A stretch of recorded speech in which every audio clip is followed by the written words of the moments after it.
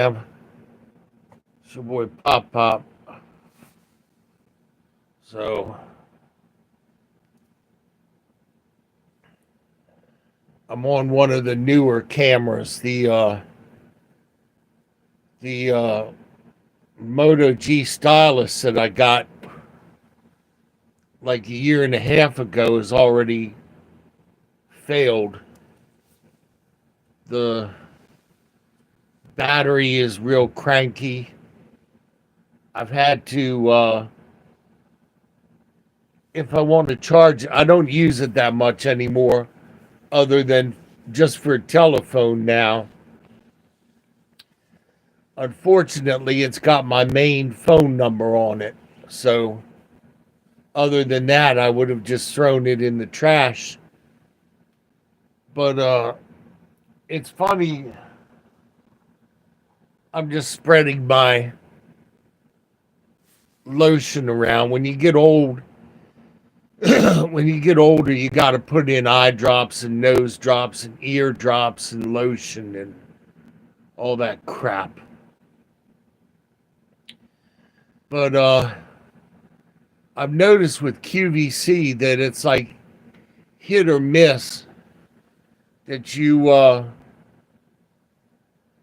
get one good product one time, and then another time you get something that's absolute garbage. And the Big W and QVC seem that they recycle returns and resell returns. Because I've gotten stuff from both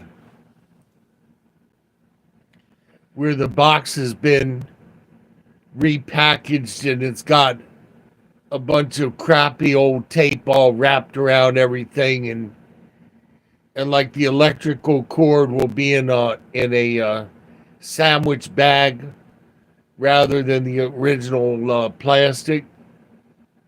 So I got a electric pressure cooker from Walmart, and it had a dent in the inside pan, which made the thing totally worthless. So I had to take a hammer and do like a body shop and take the ding out of the pan so it would hold pressure just to have it work. It was a really good price, and it was a really expensive model of pressure cooker. But and I should have just returned it because it was really overly hyped. I had a Cook's Essentials uh, pressure cooker that told you with the display what it was doing, in the Farberware one is supposed to be much better, but it doesn't tell you via display when it's heating up, and you can't read the little teeny menu on the keypad. So very disappointing. The other pressure cookers have great big print that tells you like fish, chicken, rice, bread. This got little teeny print. I always have to wear my glasses and use a flashlight to make sure I press the right button.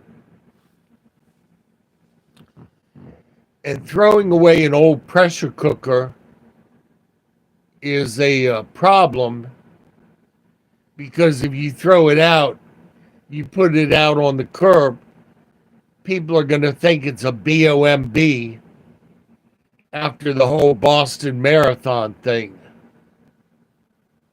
So I'm just trying to get comfortable. I had a little bit of morning nausea, and my voice was telling me, "Will, drink some ginger tea to make the nausea go away." And my other voice was like, "Will, I want my blasted coffee." So the blasted coffee voice won out. I had coffee and toast. And the reason you don't see me sitting up in the wheelchair pretty much anymore is because if I sit in the wheelchair, I can only stand 10 or 15 minutes because it really hurts my hips. And wheelchair dad goes through the same thing. And on his channel, it'll show him crying, sitting in his wheelchair. Well, I zipped him off a text message. I said, Dan, when it hurts sitting in the wheelchair, get back into bed and lie down, get the circulation going back in your legs and all. His legs have atrophied terribly from the paralysis. So I pull my legs up and I squish them and massage them. And I use an infrared heater on them. And a TENS unit, which it's got these little pads and you put it on your legs and you crank up the electricity and it makes the muscles twitch. And that way they don't atrophy. They twitch just like they're getting a message from your brain, which of course they're not. So I'm still having to wear diapers like a 2-year-old after that guy snuck up behind me and punched me in the spine. And thank God he didn't punch me higher. Because if he had punched me higher, I would have had to have been on a breathing machine if my lungs weren't getting any signal. So right now it's just like my digestive system on down doesn't get any signal. It's really a curious feeling. It feels like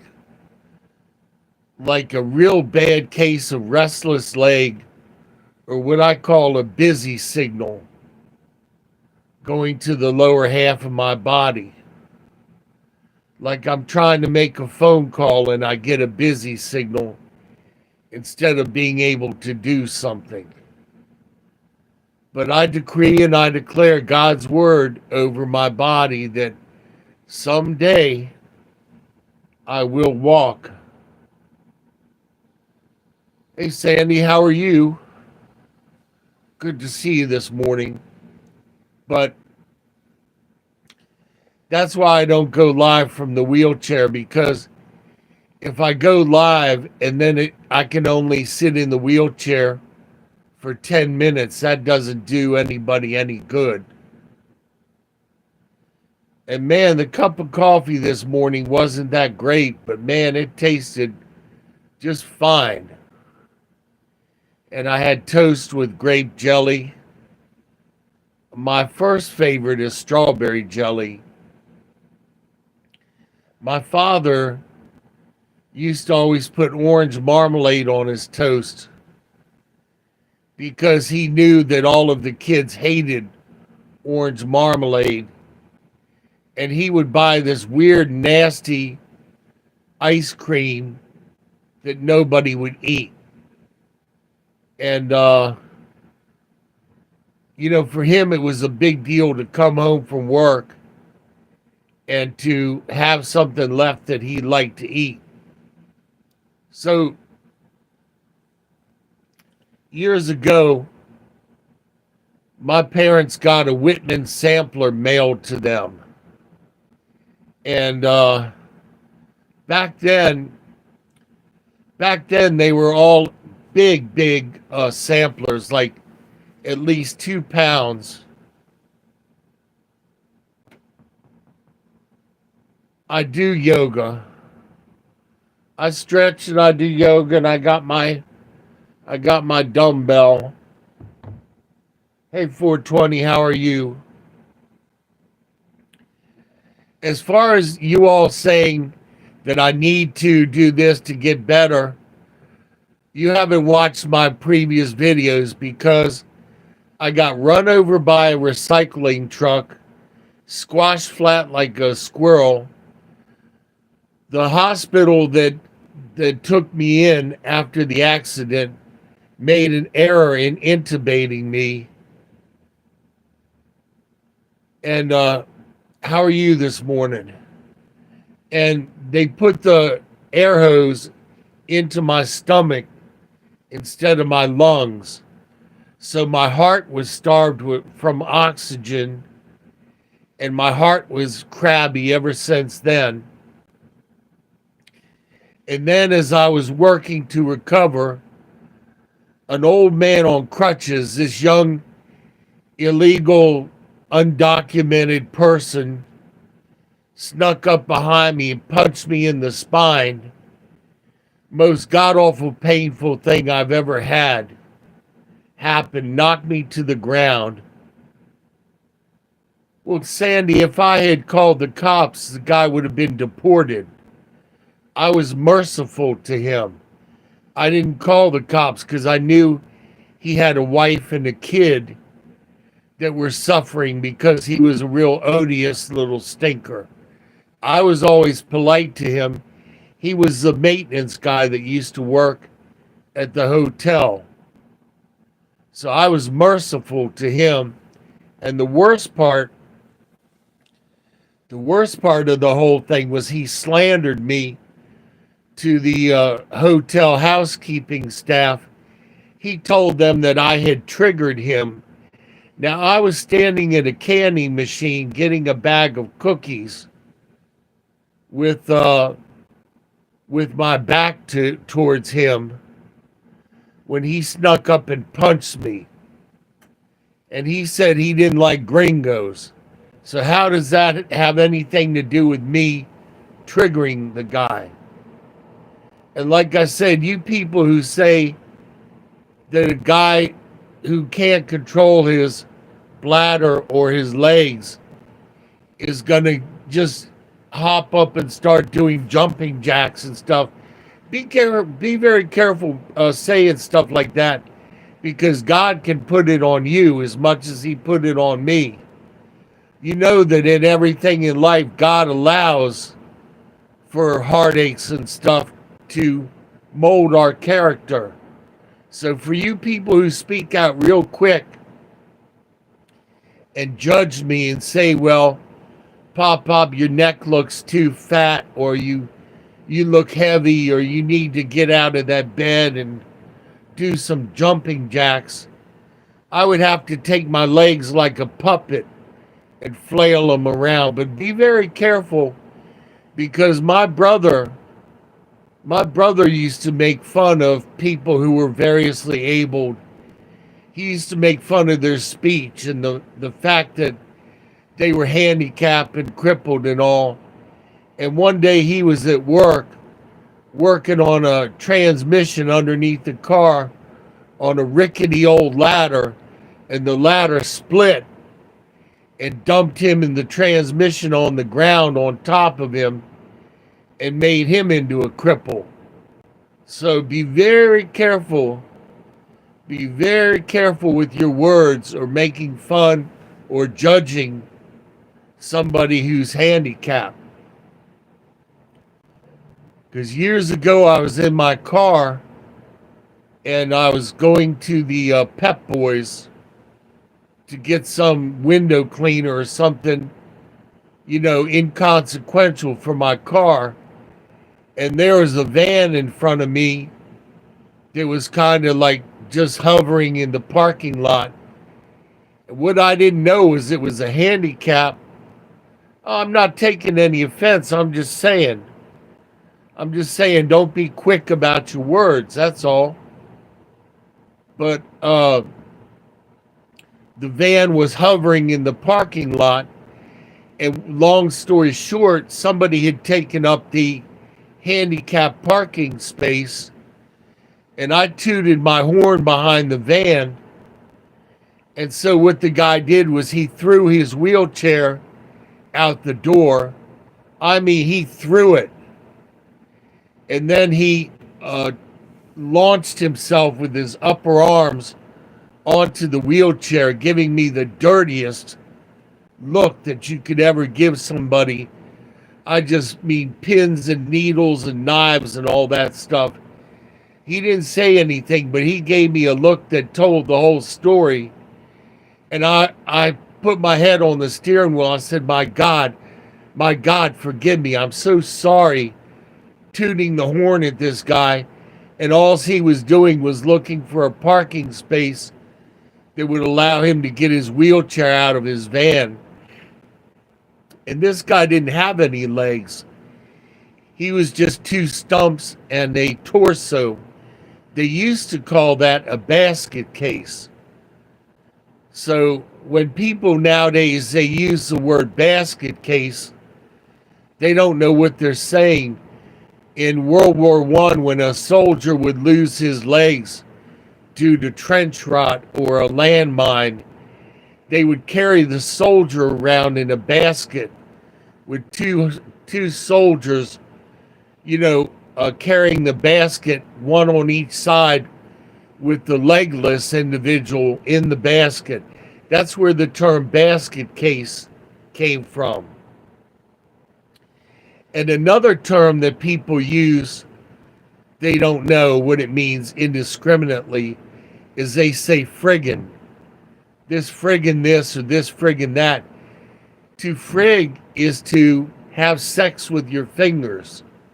That's what frigging is. So people nowadays, they use terms, they don't know what it means, and they don't know how offensive it can be.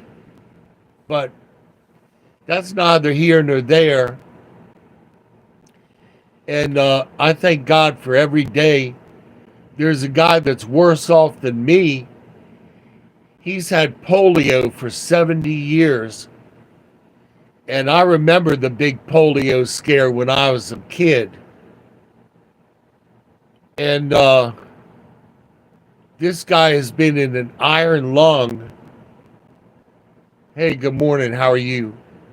This guy's been in an iron lung for 70 years, having a machine breathe for him, looking up into a mirror flat on his back. And his skin and everything is all delicate from not getting any sun or anything. So there's always somebody who's worse off than yourself if you look hard enough. I have to put cream on my hands every few minutes. For some reason, after I had the gallbladder taken out, my skin has been real dry, and my mouth and other things have been unpleasant. The doctor lied to me. He said, we're going to take that gallbladder out, and you have a little scar. Yeah, he said, we're going to take that gallbladder out. You won't even miss it. So I had my gallbladder taken out. I went back to my favorite restaurant and had a Sunbelt salad with buttermilk garlic dressing and cheese on top of it. And I had a loaded baked potato with butter and cheese and sour cream and a nice big cup of coffee and a dessert with hot fudge brownie and ice cream. And man, when that hit, it was just like the scene out of A Million Ways to Die in the West, where the guy craps into the hat. Man, I was running for that bathroom, holding the back of my pants, and just barely made it. The whole restaurant was laughing at me. And man, I'm sure they were listening to me in the bathroom, but when I came out, every eye in the restaurant was on me, and I had to hurry up and pay my bill and get the heck out of there. Never went back after that.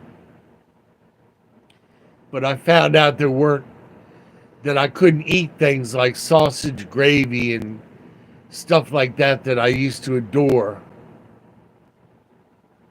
But Those are luxuries, they're not necessities. I'm watching all of these people around the world deal with floods and every other god awful thing. And I'll tell you, fam,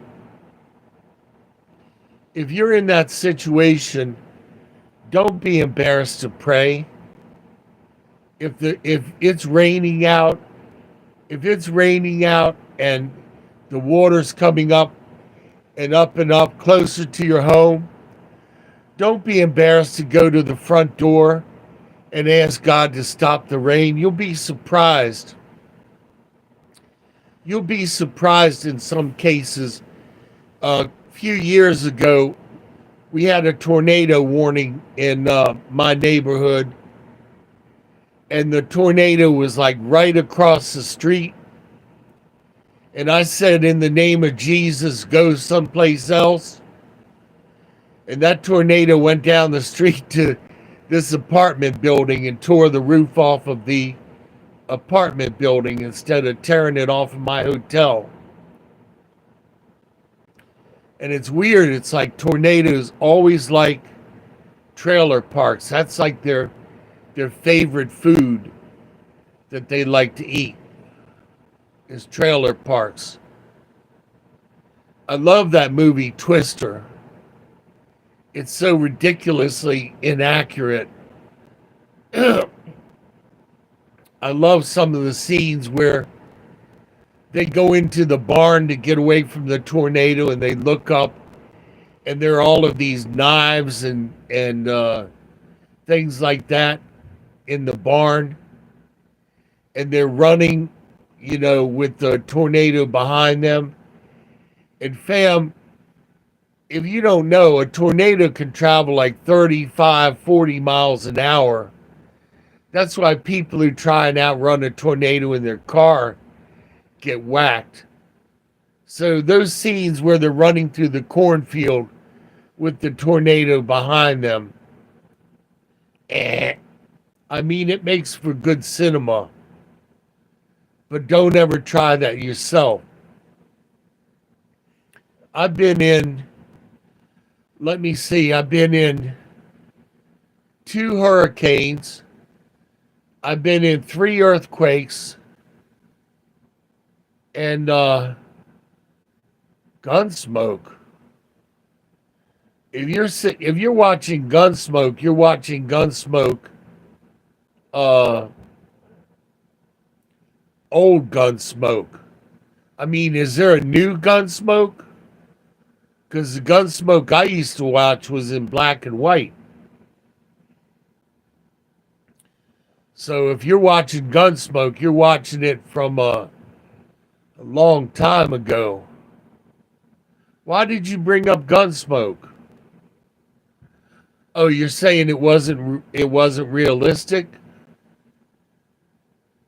I don't know what you mean, but in any case,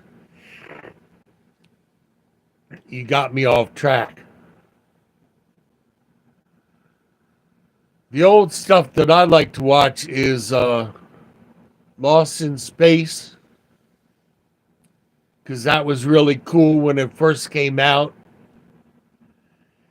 And they recycled the computer from Time Tunnel.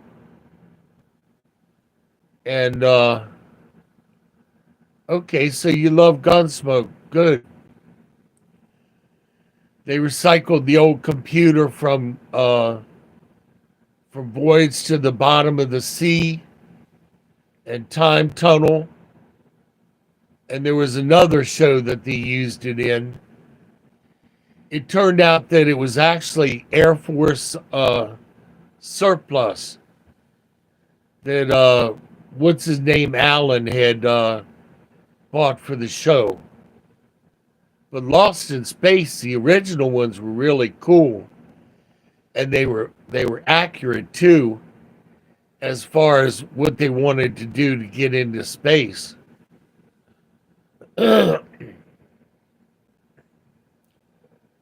Yes, the older Gunsmokes were in color, and Miss Kitty, or whatever her name was, she died of AIDS. And but I like Lost in Space the way Dr. Smith said, "Oh, the pain." And William, help me, William. You know, Irwin Allen got a bargain because by the time Lost in Space got going, he only needed the robot, Will Robinson, and Dr. Smith, and all of the other characters just became walk-ons. I mean, Guy Williams was Zorro. He was supposed to be. Guy Williams was supposed to be the big hit with Lost in Space, but he never really caught on. They said that he just stuck around for the money. When Lost in Space turned out to be so campy. And see, Lost in Space became like Batman, and it became really campy with some of the costumes, like the guy that was made of fire and the dragon with the plastic head. I'm taking my blood pressure now. I gotta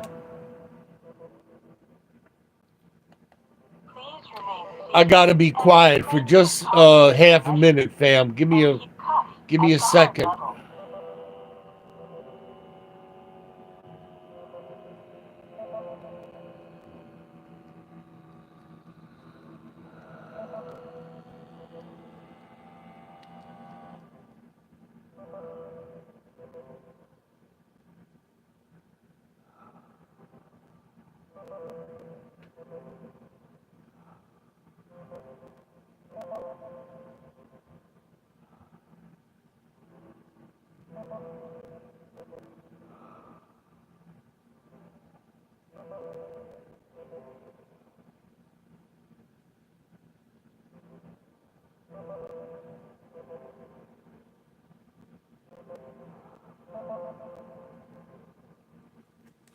Pressure is systolic 153 millimeter of It's right on the borderline. 87 millimeter of mercury. So your pulse was 65. the government now says abnormal. The government now says that 150 over 90 is the new borderline for blood pressure. They say it's much higher. Your working blood pressure is much higher than they previously thought it was. So I'm good to go for another hour or so. When you get older, you have to monitor sugar and blood pressure and all that if you want to live. Adam West was so corny. And I had a neighbor when I was in elementary school who pretended to be Batman. And for some reason, 120 over 70 is resting. 120 over 70 is great. But I had a neighbor whose kid pretended to be Batman. And he would run up behind me and accuse me of being some wicked, something or the other. And he would grab me, and I'd be turning around trying to shake him off. And I'd be like, get off of me, on the playground. I'd be like, get the heck off of me. And he would call out to this other nerd, I got him, And I wasn't playing their game, but they just indiscriminately come up behind me and grab me. I got him. And I'm like, get off of me. Back then, they had a word for that. that I can't use now because it's not politically correct. But both of these guys were nerds, and then it turns out that this guy wrote 3 of the Star Wars sagas. And when I worked at CompUSA, he came in to buy a computer, you know, uh, because we had a really good word processor that we were selling at the time. And he came in and he smelled, and he had an old flannel shirt on, and he's let all of his teeth go. His teeth are really nasty. I mean, with mushrooms in place of where some of the teeth should be. And I was like, oh God. But I waited on him. Hey, Hungry, how are you? So I waited on him because I cared about that commission. I had a garbage collector come in to CompUSA, and he had come off the truck, and he really smelled bad, like barf and baby diapers and stuff. And nobody would wait on him. And I was like, I'll wait on him because he's the owner of such and such refuse, and he's going to buy a whole system for his office, and I guarantee you he'll pay cash for it. And I love seeing him on the truck because his mother would go out on the truck with him, and when she would have to go to the bathroom, she would just pull her dress up a little bit and piddle behind the truck. She didn't care if anybody was watching or anything like that. And she spit like one of the guys on the truck. I mean, she was really country. I'm good, thank you. And, when they allowed women on the truck, it was a problem for the companies because, the guys would just piddle down onto the trash as they were riding along. The women, couldn't do that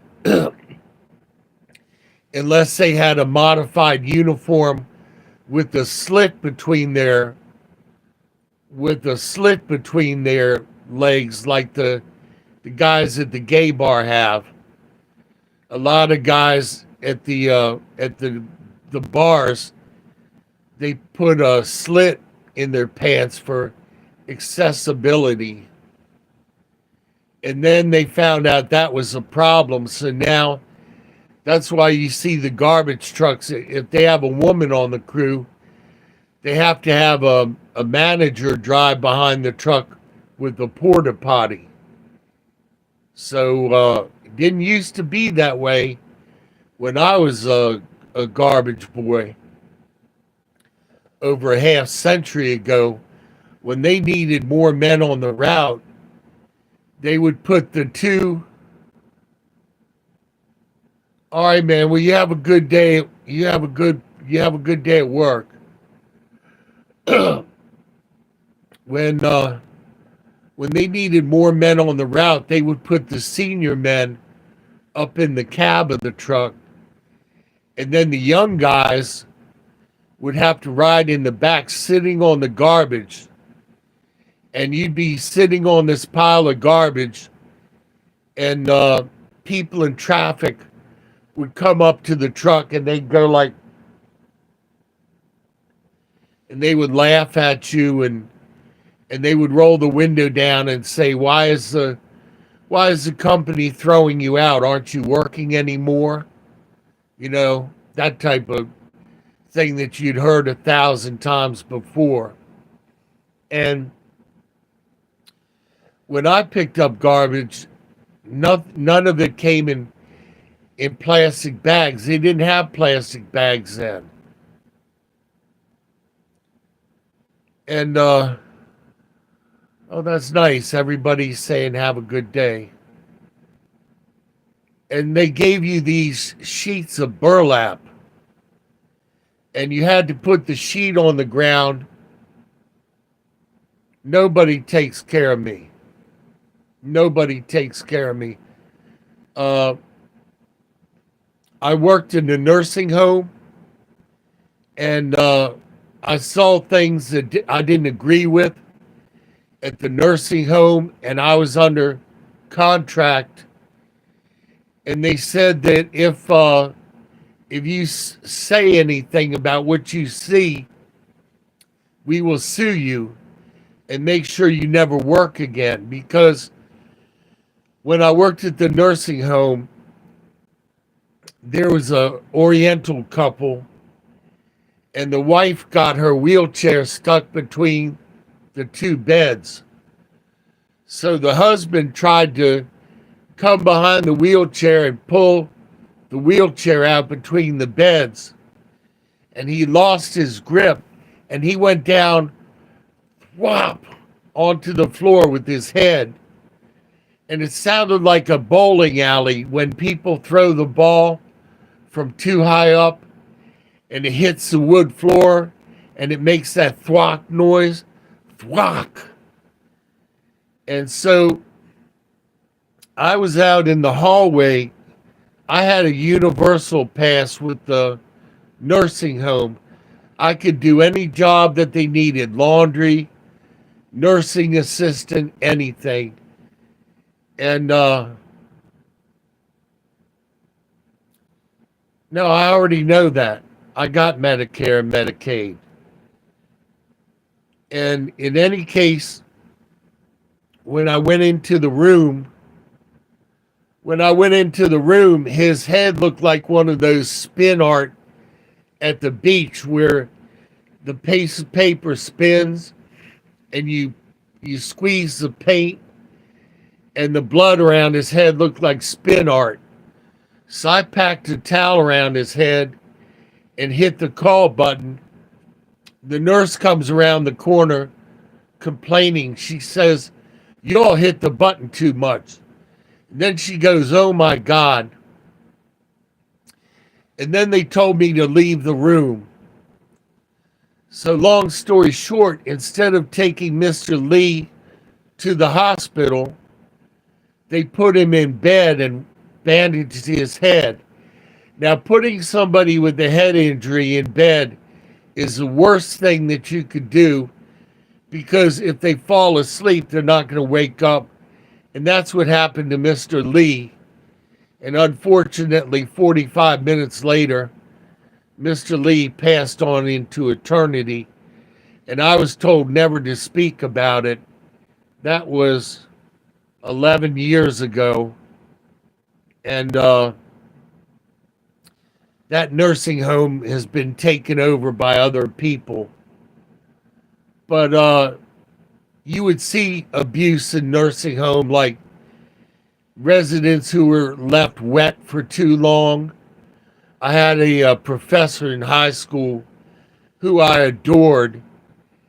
And when I worked at the nursing home, he was there, and they had a Hawaiian night for the nursing home residents, and they gave them all this stuff that old people shouldn't eat, like pepper and pineapple and stuff, and not to be crude, but their digestive system can't process it. So in the morning, you would find pepper and pineapple in their bed sheets.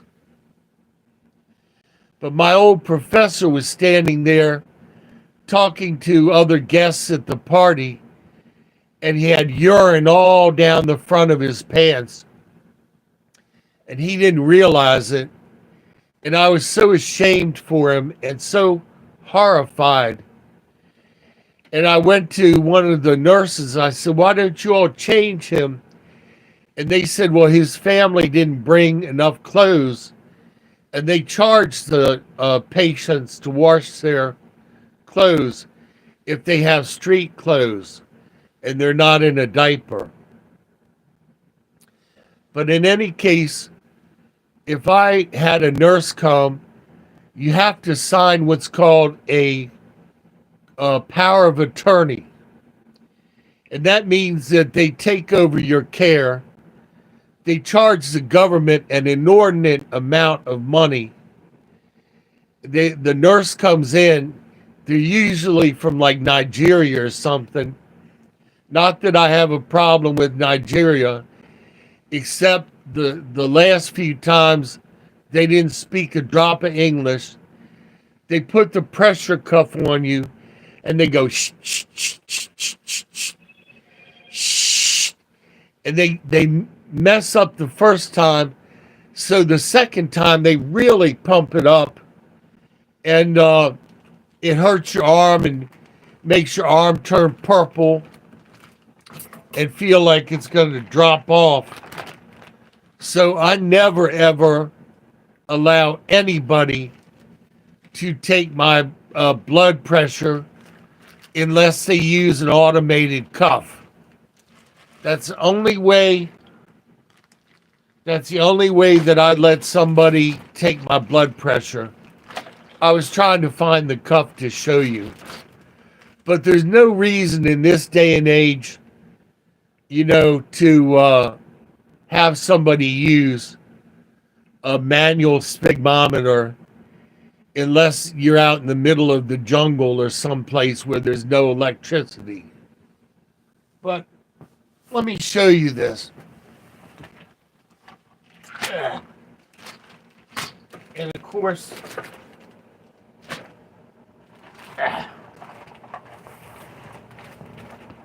I go to look for it and it's not there. So I have my automated cuff, and you want to use two of them, and you want to use two from two different manufacturers to make sure that both of them give you the same reading. If the readings are off, which you do, if one cuff says like 178 over 90 and the other cuff says 148 over 82, you add the values of both cuffs and you divide by 2, and mathematically that will give you a more accurate answer. This is my portable EKG that tells how my heart's doing, and I can use that for biofeedback. And then I have the little buggers hiding from me. I have my pulse oximeter, and the pulse oximeter shows you your blood oxygen, which right now 96%, which is great for an old guy. 77 heartbeats per minute, which is above average for an old person who just had coffee. And so everything a hospital. Hey, how you doing, Fox? Everything a hospital can do for you, I can do at home. I can take my temperature. I take CoQ10 to boost my heart, and that comes from beef hearts. So when they stop slaughtering cattle, people like me who need the medicine from the slaughtered cattle are going to be out of luck, who need the pituitary medicine and the CoQ10 and all of that other stuff. That's not going to be available because the New World Order wants people to eat crickets and bugs.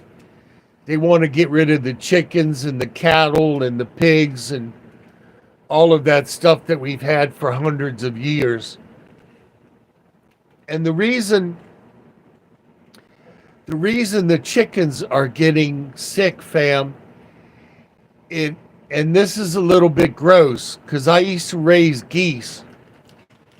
When the chicks hatch, they're supposed to peck the ground and they're supposed to eat a little bit of the feces of the mother hen. That gives them their immunity, the same as a human baby that breastfeeds gets part of its immunity from the mother. So when they have these hatcheries and they hatch all of the chicks, no, I'm not mobile. I've been a prisoner in my room for 4.5 years after that guy punched me. I'm bedridden 23 and a half hours a day. Then I get up in the wheelchair and I try and make myself something to eat. And the government cut my benefits by $294 a month. They cut my benefits so that they could give people flooding into this country who haven't paid a dime into the system free airfare and hotels and Obama phones and everything. See, the money has got to come from someplace. And I'm not being racist. Excuse me. I got to turn myself. It's very hard when you only have the top of your body. You only have the top of your body to turn yourself. It takes a lot of effort because the bottom of the body, your legs, is like spaghetti getting twisted. But I paid into this government for over a half a century. I humped garbage on my back for 25 years like a pack mule. And then I worked for 2 garbage companies and I went to college at night. I cleaned myself up. I went to college.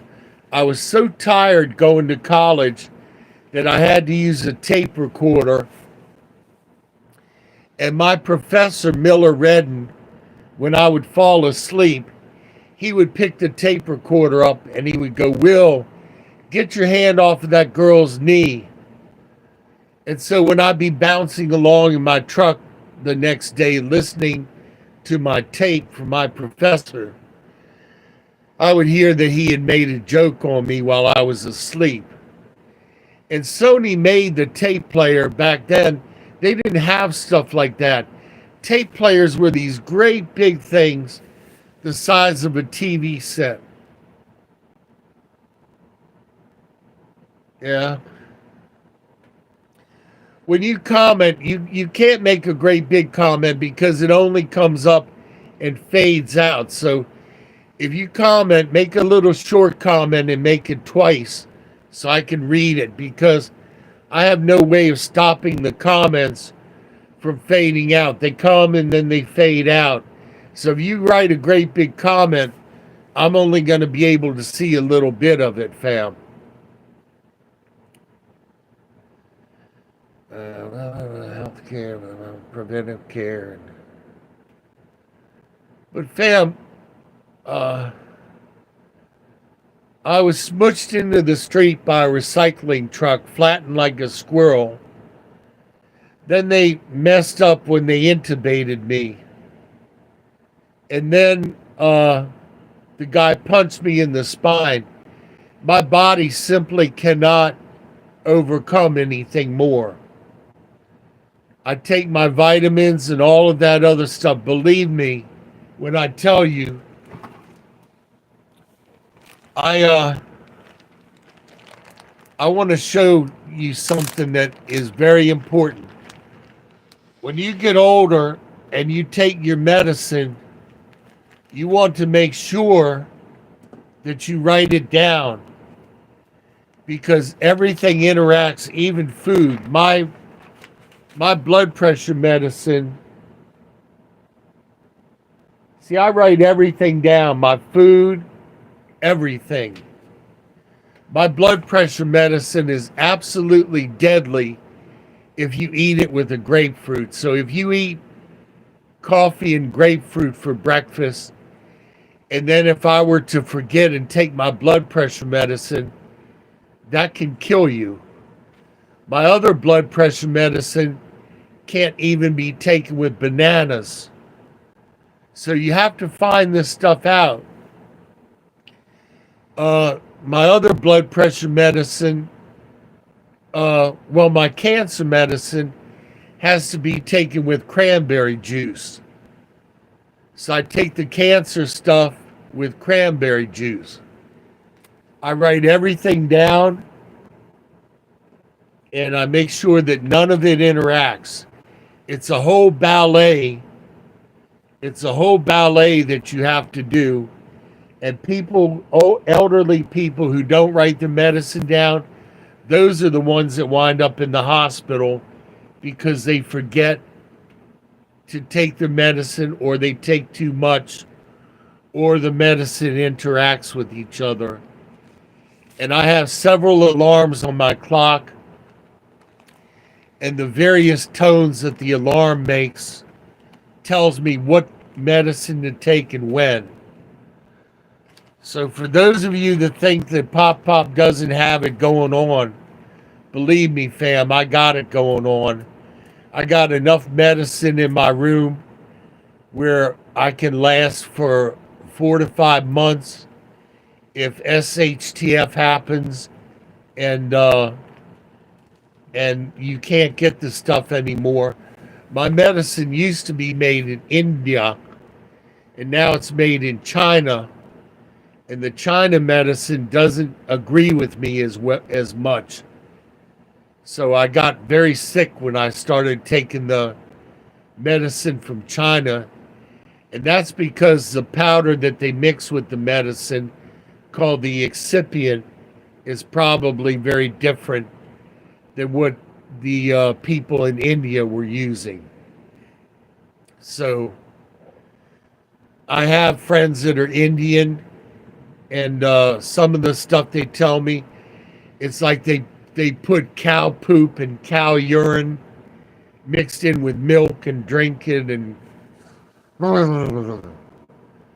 you know, my old boss used to go and bathe in the river, during their festival of lights and stuff, Diwali, and there's cows going to the bathroom in that and all of that, and that's why they put a lot of spice in their food to kill off all the parasites and everything that you're exposed to. Now, for myself, I would rather not eat parasites in the first place. But see, again, fam, people don't understand that certain things are a certain way for a reason. When you went to Aunt May's house and she would make a big, delicious country ham, and she would score the ham and push cloves into the ham, the cloves were not only for flavoring, but cloves kills parasites. And ham and bear meat and other meat has a tremendous amount of parasites in it. So why would you want to eat something that you know has got worms in it, to the point where you got to put cloves in the meat to make it safe? I'll pass, thank you. And now that the New World Order wants people to eat crickets and mealworms and stuff, crickets are very dangerous for 3 reasons. For one thing, crickets have chitin, and birds can eat chitin, but humans cannot. They've even linked cricket food.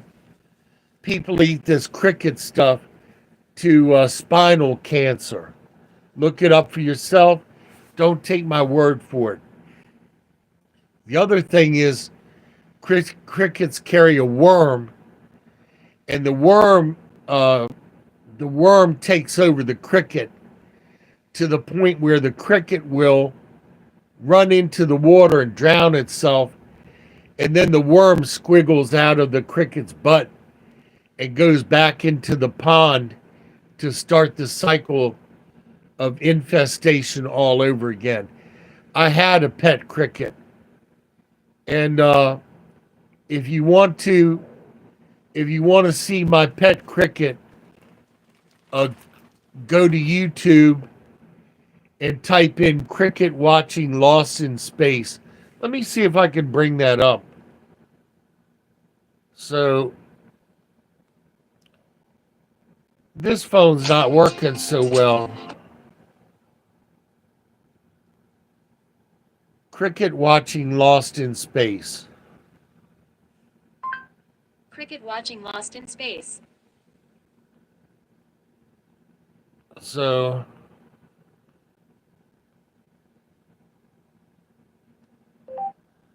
Blue Heaven Bound, cricket watches Lost in Space. Blue Heaven Bound cricket watches Lost in Space. There it is.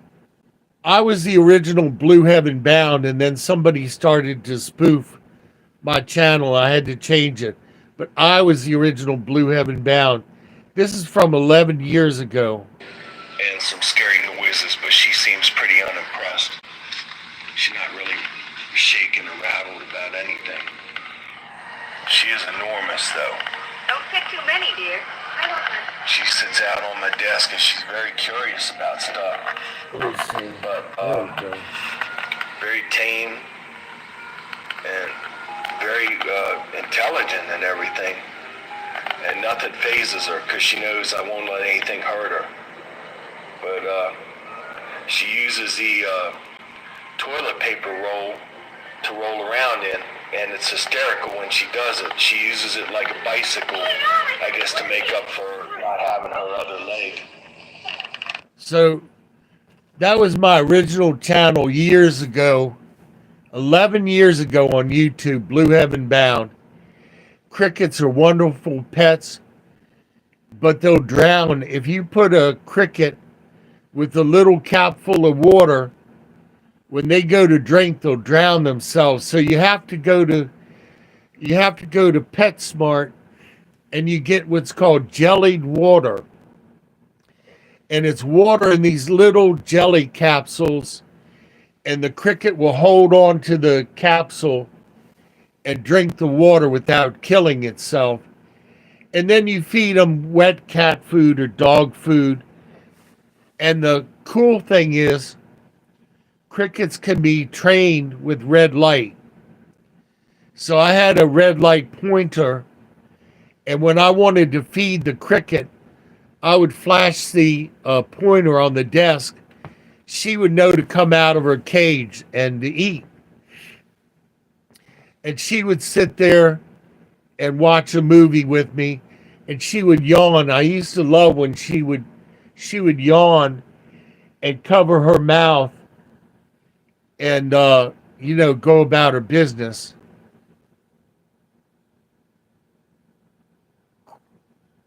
You were terrified of a cricket. Why? In any case, one of her legs fell off. That's why I made the toilet paper wheel for her, because she could wheel around in the toilet paper. And then what happened was, that was when I was homeless and living at the car dealership. And the cricket was watching TV with me, and somebody slammed a door in the background or some noise from the shop. And it scared her so bad, she had a little stroke. And she would try and walk and she'd fall over. And she would try and walk and she'd fall over. And they'd hop into your laundry room. And then she fell over and just went like that and died. And I was really heartbroken because I had had her for a relatively long time. I had a cage for her and the red light to train her and the wet cat food and the jellied water and the whole 9 yards. So, and then I tried to get other crickets. Male crickets don't do so well because they make a lot of noise.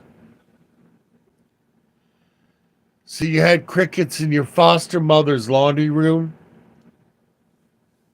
Well, I wasn't an orphan or anything, but my father was very verbally abusive and physically abusive.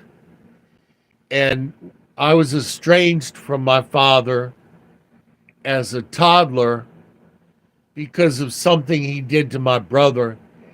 And you have to be very careful when you talk about the dead, because if you lie, it brings a curse upon yourself.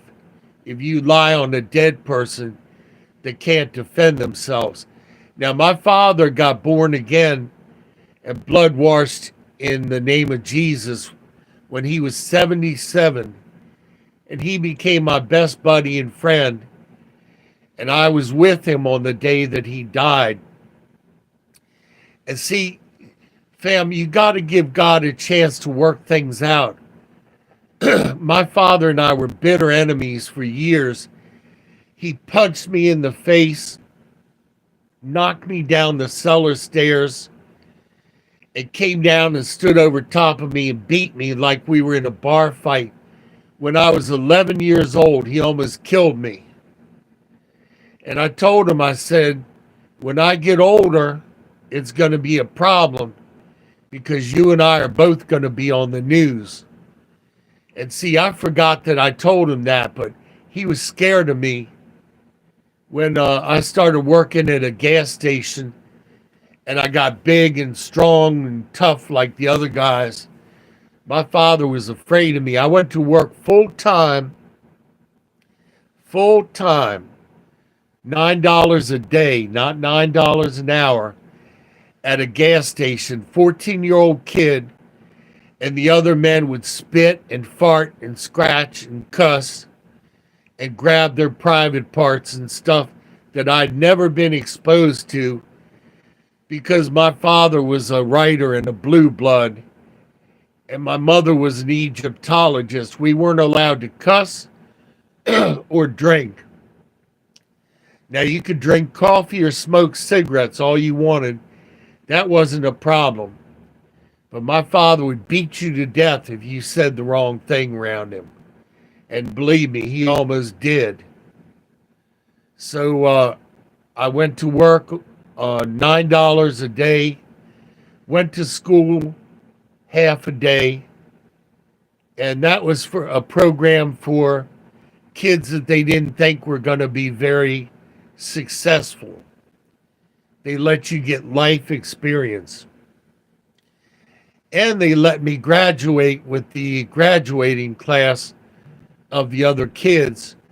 And being as I had a job, I donated the flowers for the graduation, and they didn't give me credit because my arch nemesis, John Genn, Genn, was the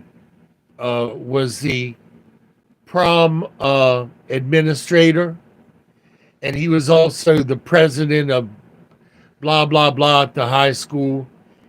And he didn't give me credit for the hundreds of dollars that I put out for the flowers, just in spite. You know, I got an invitation from him years ago to come to a get together. And some of my friends are famous now. Daniel Stern. I went to BCC high school with Daniel, and he started Home Alone. And Roger Allen, my nerd friend who used to grab me on the playground, he wrote 3 of the Star Wars trilogies. And he married the girl that I was in love with, Amy Fox, cutest girl in the whole high school, cutest, sweetest girl. And he got her. And he doesn't bathe, and he wears an old flannel shirt, and his teeth are all rotten. I guess because he's sitting there on the typewriter, in fantasy land instead of taking care of his oral hygiene. But I sold him a computer when I worked at CompUSA, and I was absolutely horrified when I saw his bodily condition. and his hygiene, and the fact that he had won over the prettiest girl in school that I had a crush on. And I wasn't too bright back then. This little Jewish princess, Susan Laborsky, had a crush on me. And she invited me over to her house for bagels and cream cheese. And being a dumbass, I didn't realize that she had the hots for me. And so I had the bagels and cream cheese, and we listened to the Beatles for a while, and nothing ever came of it. But I would have had a really good, sweet girlfriend if it had dawned on me, hey, Will, she doesn't care about the bagels and cream cheese. But I was like Jethro Clampett or Jethro Bodine. I was all about, it's Jewish. And very sweet, very prim and proper. Wonderful parents. Her father died very young of brain cancer. And what I didn't know is that certain homes in my neighborhood belonged to the government. And their home was a house that NIH rented for patients. I've told this story before, and it's very hurtful. The reason I'm not married is I'm going to have to go after I tell you this story because it's getting me upset. When I was 17, I had a girlfriend who was 16, and we had a 2-year-old son, Timmy, 2 years old. I was working on a garbage truck. She was washing clothes and doing errands. And we had this huge Chevy Caprice estate wagon, 1967 Chevy wagon, built like a tank. And pulled into grandmother's driveway, and my son was sitting in the dirt, playing in the dirt. She left the car running, and the little brats that she was babysitting reached over the seat, and they pulled the car into gear. The car went up 15 feet, hit my boy, and stayed over top of him running. When Ann came out, she didn't notice that Timmy was under the car. So she put the car in reverse and backed over my boy the second time, ran him over the second time. And she's looking backwards going down the driveway. Then she turns around, she noticed our boy squashed flat in the driveway in the dirt, face down in the dirt. I was over at my parents'. She called me. She said, Will, Timmy's dead. And I said, Timmy's dead? What do you mean Timmy's dead? She said, he got run over. How did he get run over? Our car. This is what you ran our boy over with, our car. And my parents were right next to me, and I went, oh, God. Oh, God, my boy is dead. Oh, God. You know, my parents never even hugged me. My parents never said a word. They never put their arm around me. I just went out, I crumpled to the ground, got back up, left my parents. I don't even remember the rest of the night. And after that, I couldn't look at her. I couldn't bear to look at her. It wasn't that I hated her. Don't get me wrong. I was so crushed. And my boy was so beautiful. Brown hair with blue eyes. Gorgeous, sweet little boy. And I'll see him in heaven. I got the shakes now. You all got me upset. So I'll see him in heaven. He was so sweet. I didn't hate her. I just couldn't bear to look at her. We didn't get married. Pop out.